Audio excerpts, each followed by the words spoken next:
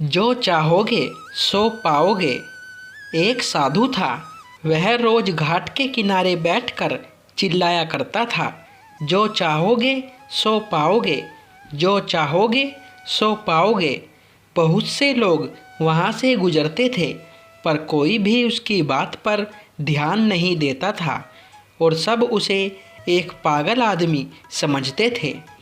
एक दिन एक युवक वहाँ से गुजरा और उसने उस साधु की आवाज़ सुनी, जो चाहोगे सो पाओगे, जो चाहोगे सो पाओगे। और आवाज़ सुनते ही उसके पास चला गया। उसने साधु से पूछा, महाराज, आप बोल रहे थे कि जो चाहोगे सो पाओगे, तो क्या आप मुझको वो दे सकते हो जो चाहता हूँ? साधु उसकी बात को सुनकर बोला, हाँ बेटा, तुम जो कुछ भी चाहते हो मैं उसे ज़रूर दूंगा, बस तुम्हें मेरी बात माननी होगी। लेकिन पहले ये तो बताओ कि तुम्हें आखिर चाहिए क्या?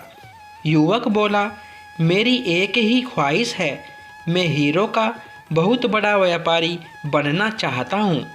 साधु बोला, कोई बात नहीं, मैं तुम्हें एक हीरा और एक मोती देता हूँ, उससे तुम जितने भी हीरे मोती बनाना चाहोगे बना पाओगे।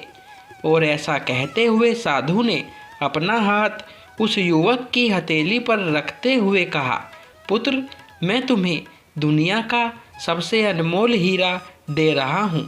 लोग इसे समय कहते हैं।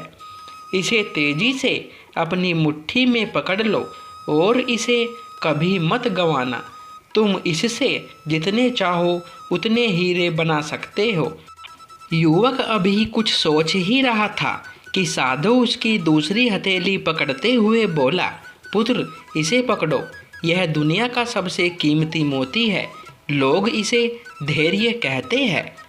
जब कभी समय देने के बावजूद परिणाम ना मिलेगा, इस कीमती मोती को धारण कर लेना। याद रखना, जिसके पास यह मोती है वह दुनिया में कुछ भी प्राप्त कर सकता है। युवक गंभीरता से साधु की बातों पर विचार करता है और निश्चय करता है कि आज से वह कभी अपना समय बर्बाद नहीं करेगा और हमेशा धैर्य से काम लेगा। और ऐसा सोचकर वह हीरो के एक बहुत बड़े व्यापारी के यहाँ काम शुरू करता है और अपनी मेहनत और ईमानदारी के बल पर एक दिन खुद भी हीरो का बहुत बड़ा व्यापारी बनता है। दोस्तों, समय और धैर्य वह दो हीरे मोती है जिनके बल पर हम बड़े से बड़ा लक्ष्य प्राप्त कर सकते हैं। अतः ज़रूरी है कि हम अपने कीमती समय को बर्बाद ना करें और अपनी मंजिल तक पहुंचने के लिए धैर्य से काम लें। दोस्तों, ये जानकारी अच्छी लगी हो तो वीडियो को लाइक, शेयर और चैनल को सब्सक्राइब करें। धन्यवाद दोस्तों।